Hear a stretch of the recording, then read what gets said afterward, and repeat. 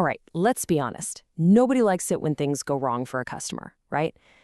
But what if I told you that moment of failure could actually be one of the most powerful tools you have for building just incredible loyalty? I know, it sounds kind of crazy, but the research totally backs it up. So, okay, let's dive in. We're so often trained to see a complaint as this fire we have to put out, right? A problem to just make go away. But what if we're looking at it all wrong? The source materials we're digging into today suggest a pretty radical reframe. A customer complaint isn't a threat. It's an invitation to prove just how much you value them.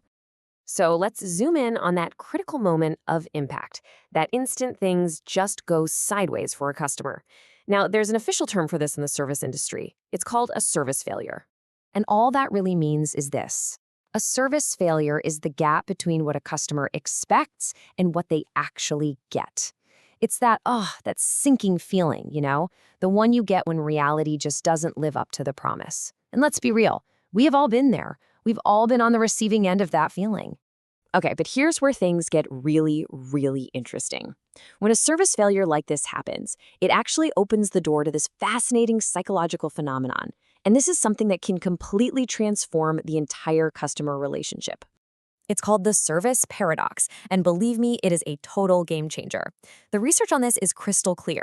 When you resolve a complaint exceptionally well, that customer doesn't just go back to being neutral. No way. They can actually become even more loyal than customers who never had a problem to begin with. I mean, how incredible is that? It's a massive opportunity. Just think about that for a second. A mistake, a failure, gives you the chance to earn a level of trust that a perfectly smooth, problem-free experience never could. It's about showing the true character of your company, not when things are easy, but when the chips are down. So the big question is, how do we actually pull this off? Well, thankfully, we don't have to just guess. The source materials we're looking at point to a really practical, really memorable framework to guide us. It's called the MAMA approach. So the MAMA approach gives us 4 clear steps. First, you make time to listen. Then you acknowledge and apologize. Next is meeting of the minds to find a solution. And finally, you analyze the root cause so it doesn't happen again. Now, each of these is a super critical link in the chain.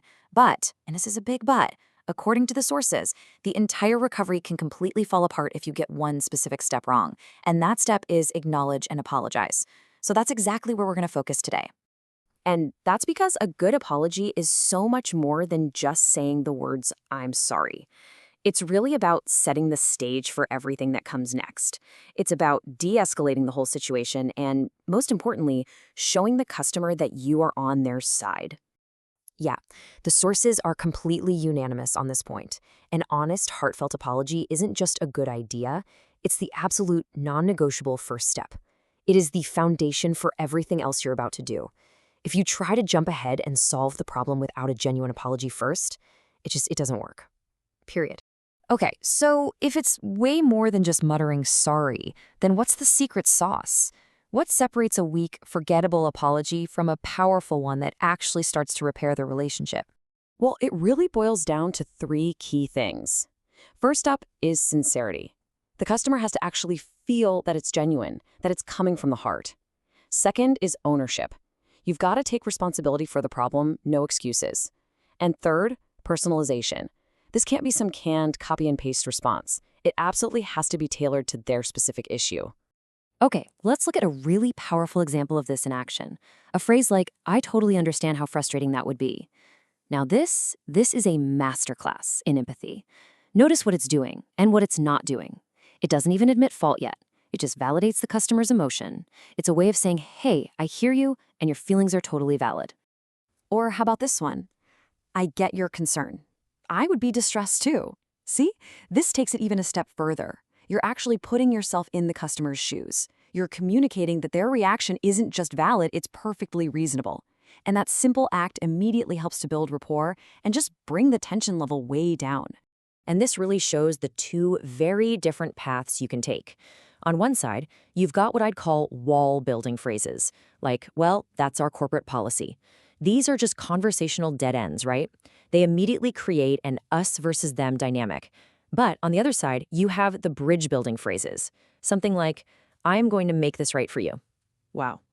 That one sentence completely transforms you from an obstacle into their advocate. That is the power of taking ownership. So, a perfect apology is an incredibly powerful tool, for sure. But it's still just one part of the whole equation.